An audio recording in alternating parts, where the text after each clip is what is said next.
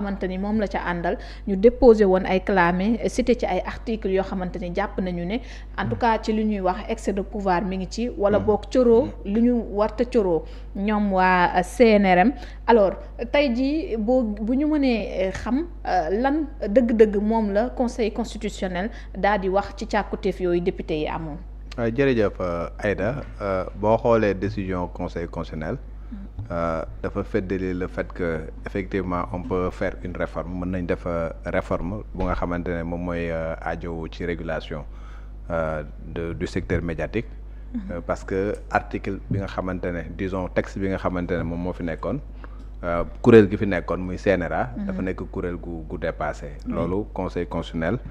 dindiwu ci dara parce que CNRM loolu moo nekkoon solom. Créer benn organe bu bees bi nga xamante ne bu ñëwee dafay am le pouvoir réguler lépp lu nga xamante ne moom mooy écosystème médiatique que mu nekk presse écrite que mu nekk presse en ligne que mu nekk presse audiovisuelle muy rajo ak télévision day mën a ñoom ñëpp mu mun leen a coiffer mun leen a réguler loo xamante ne amu fi woon. donc loolu nekk na lu nga xamante ne principe boobu conseil constitutionnel dindiwu ci dara. Mais nag ci texte bi nga xamante ne dañ ko proposé woon je veux dire ministère de la communication da ko proposé woon yóbbu ko assemblée nationale ba assemblée nationale voté ko. conseil constitutionnel daf ne dafa am ay dispositions yu nga xamante ne daf cee nekk warul parce que c'est des dispositions yu nga xamante ne jàpp na ni. kuréel googu warul mun am pouvoir yooyu. parce que pouvoir yooyu dafa nekk pouvoir yu nga xamante ne juge moom moo ko mun a am. pouvoir couper signal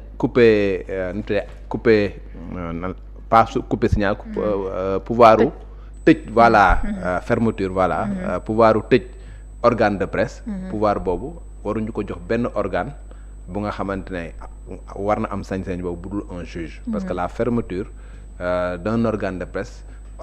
li nga xamante ne moom moo ko sos c'est la liberté d'entreprise. Liberté d'entreprise nag boobu nag constitution moom moo ko consacré déjà y a la liberté de presse y a la liberté d'entreprise nit ku ci nekk am nga sañ-sañu boo amee sa xaalis nga daal di ubbi benn média am nga sañ-sañu également nga exercer lépp lu nga xamante ne liberté la maintenant nag liberté boobu nga xamante ne constitution da la ko jox limitu liberté boobu juge bi mooy ki nga xamante ne moom moo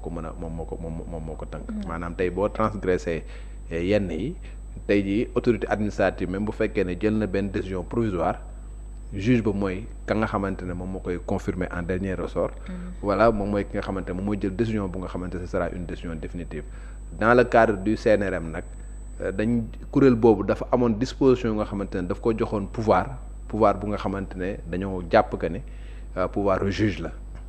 te loolu nag le conseil constitutionnel daal di fédéré en disant que voilà pouvoir yi nga xamante ne jox nañ ko CNRM seul un juge a véritablement la faculté voilà de prononcer ce genre de sanctions là parce que des sanctions yu nga xamante ne sanctions yu jéggi dayoo la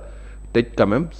sanction extrême la bu nga xamante ne waruñu ko bàyyeek benn organe rek bu nga xamante ne moom mooy am prérogative pour def ko loolu nag la conseil constitutionnel daal di wax ci grosso modo ci disposition yu mu jël te loolu noonu sax moom bokkoon na ci acteurs yi nekk ci presse bi njëkkoon a ñaawlu bi ñu déggee ni en tout cas loolu dëxëñ nañ ko ci organe bu bees bi nga xamante ni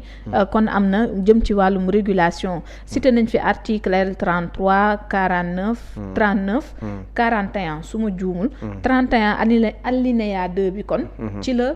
ñi nga xamante ne moo di conseil constitutionnel jokk ngir indi si coppite yooyu waaw parce que boo jëlee par exemple article yooyu ngay wax noonu article L 31 bi 41 bi 49 bi yooyu yëpp boo ko jëlee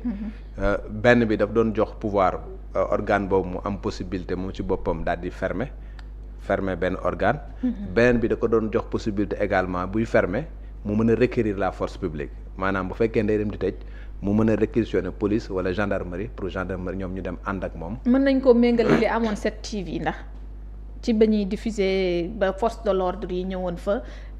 jël fa nit ndax loolu itam mën nañ koo méngale ci. waaw parce que loolu amoon foofu tu t'es rendu compte que après dafa nekkoon décision bu nga xamante ne conseil constitutionnel waxoon ne c'est une décision illégale. oui si tu te rappelles bien. avant même que lii di am. loolu noonu ba nga xamante ne dem nañ foofu au niveau de la 7TV. embarqué Maïmouna Ndour Faye ay gendarmes débarqué fa par exemple ñu tëj ko provisoirement. bañ demee def recours au niveau de la cour suprême avait dit. que ni loolu dafa nekk lu nga xamante ne ka jëloon décision bi amul prérogative pour jëloon loolu. exactement tey jii da ngay gis ne beneen juridiction moom moo jël beneen décision. muy conseil constitutionnel waaw fële na ne kay dafa jàppoon ne liberté bi nga xamante ne daf koo amoon dañ koo salfaañe. mu am benn acte bu nga xamante ne posé nañ ko mu nekkoon un acte administratif mu attaqué l' acte administratif ba mu demee ka nga xamante ne moom mooy le juge suprême mooy la cour suprême daal di koy joxoon gain de cause daal di wax ni que jëloon décision de coupure. requérir la force publique amul woon prérogative pour def loolu. et ñu jëloon une décision dans ce sens. mais bii nag. na la koy wax sax yeggul sax foofu fii c'est une loi bu nga xamante kenn commencé koo appliquer. ndax promulgué guñ ko sax dañ ko voté bañ ko voteel la loi la constitution daf ne 1/10 des députés am nañ possibilité ñoom seen bopp loi bu ñu voté assemblée nationale ñu def un recours devant le conseil constitutionnel un recours d'inconstitutionnalité un recours pour wane ni loi bi nga xamante ne jël nañu ko c'est pas conforme à la constitution moo joxe un certain nombre de liberté yooyu benn loi waru ko transgresser parce que la constitution est supérieure à la loi.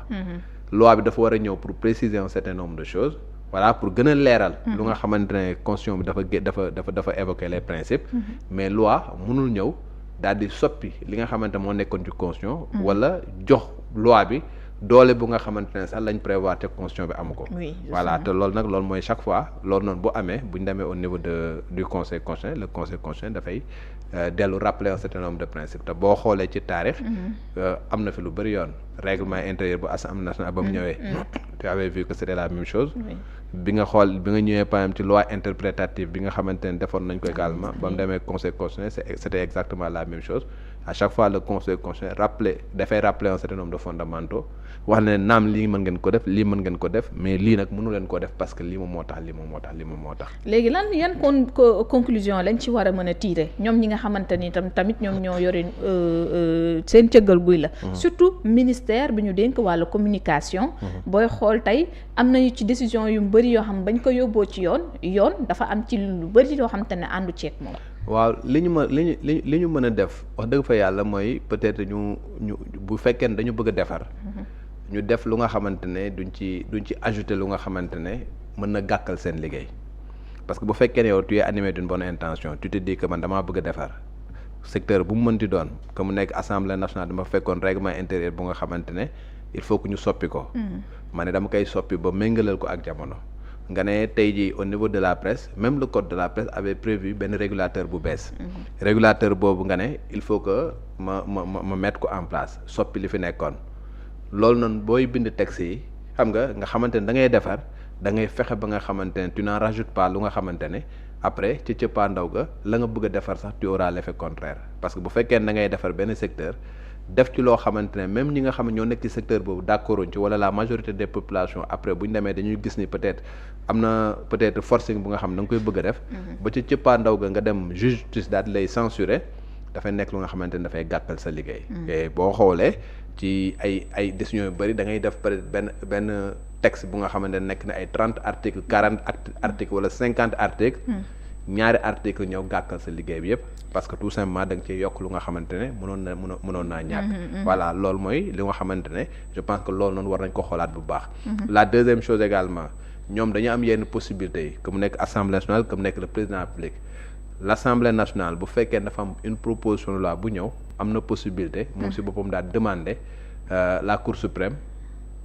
un avis pour que mu xoolal ko la conformité du texte avec la Constitution avec les textes supérieurs mais loolu nag bu demee au niveau du conseil de la Cour suprême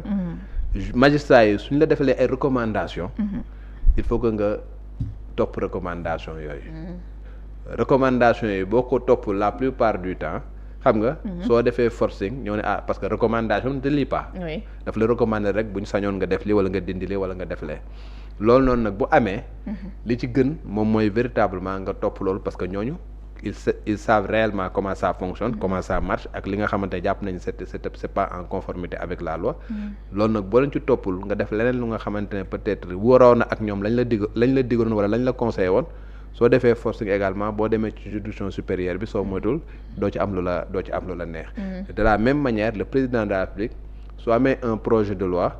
wala boog bu ñu voté un projet de loi avant même mu koy promulguer am na possibilité de demander l'avis du conseil constitutionnel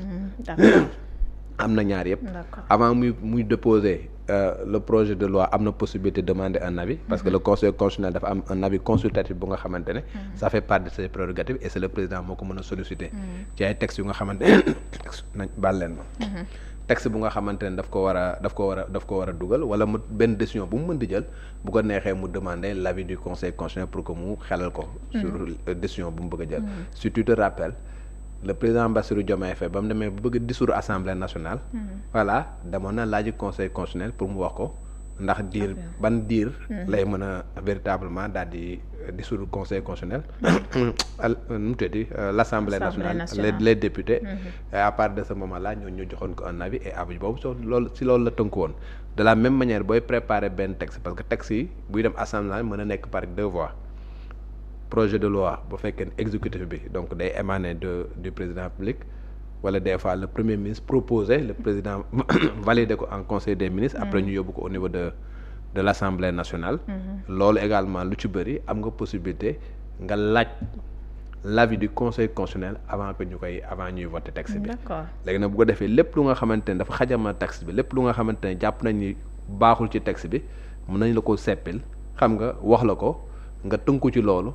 boo demee nag bu ñu voté ko boo ñëwee ne la wóor ne même bu fekkee ne am na recours boobu bu ñëwee voilà du kii parce que ñëla ñoo la xelal wax wan la yoon bi ngay jaar je pense que c'est des leviers yu nga xam ne ñoom am nañ ko et il va falloir que ñoom également ñuy tënku ñu koy activer et que ñu koy utiliser et daf leen di éviter peut-être yenn déconvenus yu nga xamante ne voilà li ñu bëggoon yëpp dañuy am l'effet contraire parce que comme ni ma ko waxee comme nekk bu règlement intérieur bu Assemblée nationale